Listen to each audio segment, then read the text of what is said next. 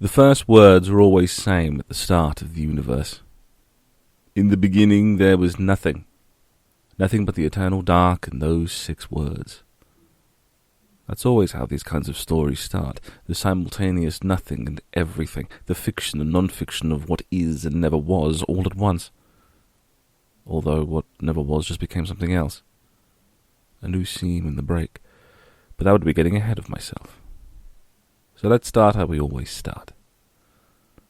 In the beginning, there was nothing.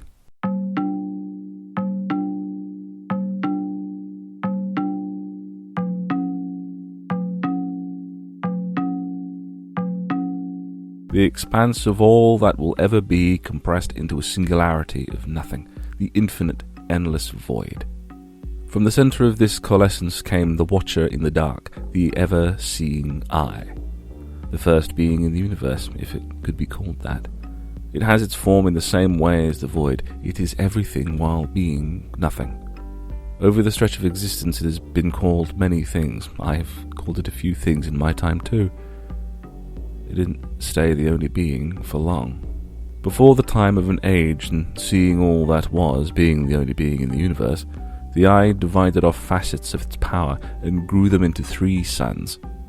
One was grown to mold and create things to go into the universe, one was grown to maintain and hold the universe, and the last was grown to destroy what was in the universe to force new growth. The eye's power was divided collectively, making the 3 of them the balance, the power to grow the universe, but with no single one of them having more power than the others. The suns became called reality, time, and death, respectively.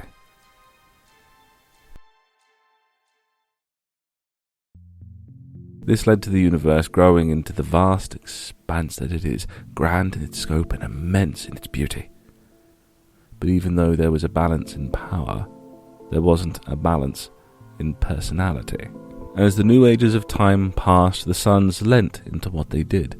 What they were grown for was their purpose, and they sought to do each of their tasks to their fullest. This led to reality becoming resentful of death, always destroying his creations. He would make his grand creations, but they would always, inevitably, end up in front of death.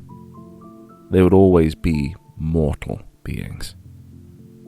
He thought his ultimate creation should be preserved, be beyond death. They should be immortal. But to do that, he had to limit or restrict his brother's reach and power. To do that, he had to be careful. He couldn't fully get rid of him because the balance would then be lost and the universe would unravel. Not do enough and death would persist and immortality for his creations wouldn't be achieved. Knowing his brother, he knew he would retaliate if he had the opportunity. So he had to seal him away somewhere. The cage would be easy. You could just make one. A cage cell with bars and roof and floor that not even death could break. But to get him in would mean an opening, a door and a lock. The door would be the same as the cage, but the lock was beyond him. He could make one that was unbreakable, but not one that was always uncrackable. Nothing he would make would last.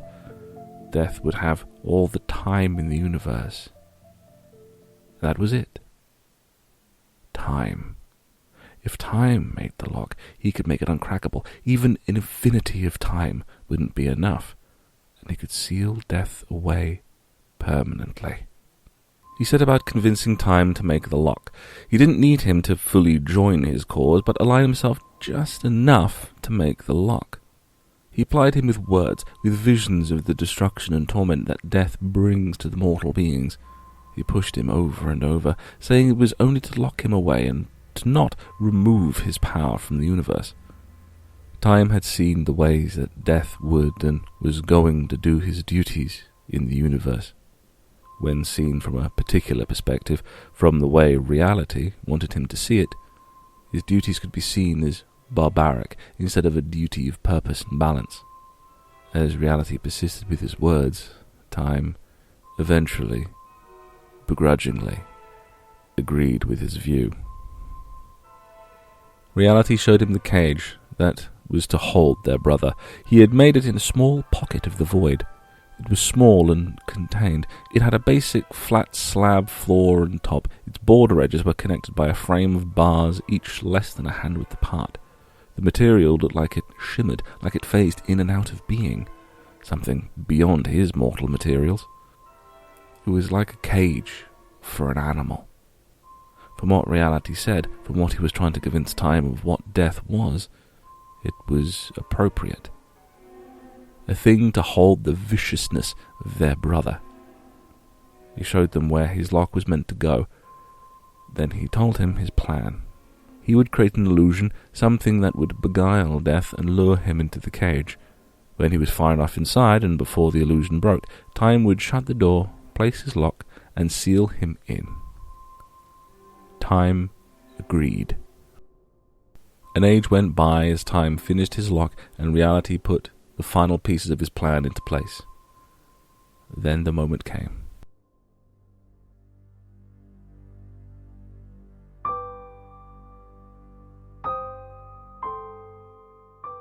Time stood waiting by the cage while reality went to corral death. He stood there nervous about what he was going to do. He would have never have thought about doing this, but he was convinced that it was the best thing for the universe. He waited and waited until he saw a dim light in the void silhouetting a figure in the dark. When they got close enough, Time was able to see what it was. The figure being silhouetted was Death. He was staring at a figure of walking fire. It, more accurately by the shape of what the edges of the flame took, she stood as tall as Death. She was truly beguiling. Each wisp that flicked from her form was like a breath, entrancing each time she moved. Her and Death's eyes were locked and unmovable. He was just walking backwards, not knowing where he was going. Like an animal with a toy, the woman of fire led Death through the door of the cage and against the bars at the opposite side. Time knew that when the illusion broke, the enchantment that reality had done to him would make him furious. Time slammed the bars closed behind him. The woman of fire drew close to Death, her hand raising to touch his face as Time began to close the lock. As she drew face to face with Death, an expression of pain washed over her face. Her form began to twitch and spasm uncontrollably. Her body was racked with agony until a form started to force itself out from her tearing back. The form forced more of itself out, the enchanting breaths replaced with pain that now echoed off every wisp. She fell forward into Death as she cried out in pain, the fires burning her form away into falling ash. The form that forced its way out of her coalesced. It was reality. Time was shocked and scrambled for the lock, him being as if the cage was not part of the plan. But before Time could react, reality drew a blade made from the same material as the cage and set himself on his brother. Time could do nothing but watch. Death tried to fight back but was caught off guard by the falling ash of the woman of fire.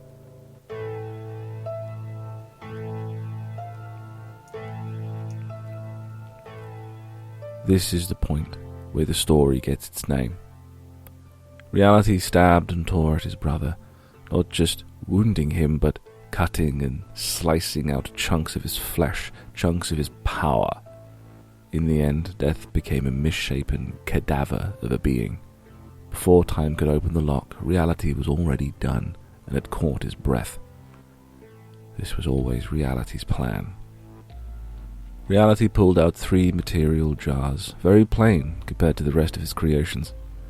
He took the chunks of flesh he had taken from Death and placed them inside the jars. One contained his heart, another contained his mind, and the last contained his voice. As the cage door opened, reality picked up the 3 jars and barged past Time, trying to get in. As soon as he was out, reality ordered Time to lock the cage. For a moment he hesitated, but looking at his brother's gore-drenched face, he felt fear and complied. The power that was now in the jars couldn't be fully taken away from where the cage was. To do so would upset the balance and their father. So reality placed the jars around the cage, close enough to make it seem like his brother's power was still there, but far enough away, out of his reach, he couldn't take them back. And that's where he lay, heartless, mindless, and silent. The pad of his desiccating finger tapping and pressing on the cold cell floor, eyes staring at the parts of him on the other side of the bars, his body burning with a stubborn refusal to stay down. The hum of the jars and the tap of his finger echoed out into the void around him, into the essence of the dreams beyond.